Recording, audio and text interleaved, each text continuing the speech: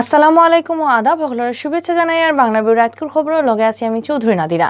ফয়লা হুনিলক্কা Latif travels সংবাদ শিরোনাম। সিলেটের উসমানী এয়ারপোর্টে হিরবার আটকা পড়ছে 1 কোটি টাকার সোনার চালান। গোলাপগঞ্জ উপজেলা পরিষদ আর বিয়ানীবাজার পৌরসভার ইলেকশনের দলের উল্টা খাড়া হওয়া 4 ক্যান্ডিডেটকে বহিষ্কার করছে আওয়ামী লীগে। উদ্বোধন হয়েছে বঙ্গবন্ধু আর বঙ্গমাতা আন্ডার-17 গোল্ড কাপ ফুটবলের জেলা পর্যায়ের খেলার। অতবিল শুনছেন শিরোনাম, এখন শুনবা পুরা খবর। সিলেটের উসমানী এয়ারপোর্টে হিরবার সোনার চালান আটকা পড়ছে। বৃহস্পতিবার বিয়ানে দুবাই থেকে আওয়া বাংলাদেশ বিমানের এক ফ্লাইটের প্যাসেঞ্জারের কাছ থেকে 1 কেজি 160 গ্রাম ওজনের সোনার ফাঁত উদ্ধার করা হয়। এই প্যাসেঞ্জারে নয়া উপায়ে সোনার ফাঁত ইগুন লইয়া ইসলা।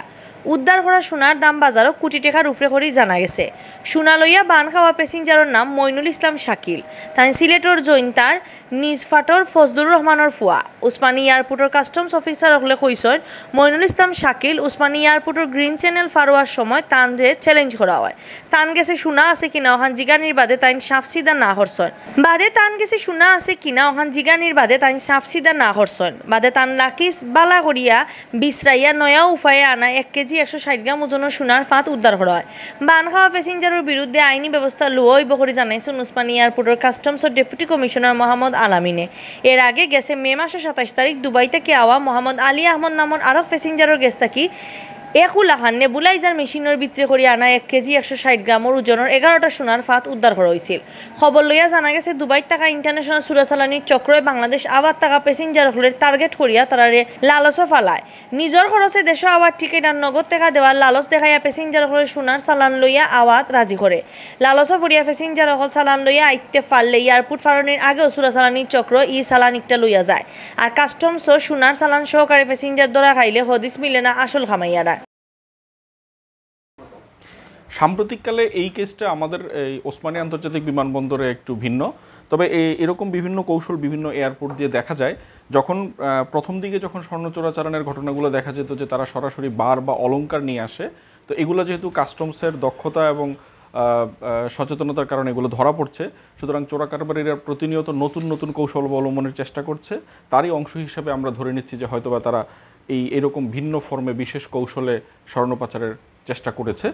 তবে কাস্টমসের সক্ষমতা রয়েছে যেই ফর্মেই স্বর্ণ বা অন্য কোনো পণ্য চোরাচালানের চেষ্টা করা হোক না কেন, কাস্টমস সেটি আটক করে আইনগত ব্যবস্থা নিতে সক্ষম। সিলেটের গোলাপগঞ্জ উপজেলা পরিষদ আর বিয়ানীবাজার পৌরসভা ইলেকশনের দলের উল্টা খাড়া হওয়া 4 ক্যান্ডিডেটকে বহিষ্কার করছে আওয়ামী লীগে। বৃহস্পতিবার জেলা আওয়ামী লীগের ভারপ্রাপ্ত সভাপতি শফিকুর রহমান চৌধুরী আর সেক্রেটারি নাসির উদ্দিন খানর সাইন করে চিঠি দিয়া এই খবর জানানি হয়েছে। দল থেকে বহিষ্কার হওয়া ইন্টানুইলা গোলাপগঞ্জ উপজেলা পরিষদের উপনির্বাচনের চেয়ারম্যান ক্যান্ডিডেট ঢাকা দক্ষিণ ডিগ্রি কলেজের ছাত্রলীগের আগর সেক্রেটারি ভিপি শফিকুদ্দিন। বিয়ানীবাজার পৌরসভার স্বতন্ত্র মেয়র ক্যান্ডিডেট উপজেলা আওয়ামী লীগের যুব আর ক্রিয়া সম্পাদক আব্দুল কুদ্দুস টিটু, উপজেলা ছাত্রলীগের আগর যুগ্ম আহ্বায়ক মোহাম্মদ ফারুকুল ইসলাম আর পৌর ছাত্রলীগের আগর সেক্রেটারি আহবাব হোসেন সাজু। জেলা আওয়ামী লীগের সিটিত হয়েছে দলের নিয়মকানুন আর আইন শৃঙ্খলা না মানিয়া নৌকা মার্কার বিরুদ্ধে ইলেকশন ক্যান্ডিডেট সাইন নেতারে দল থেকে বহিষ্কার করা হয়েছে।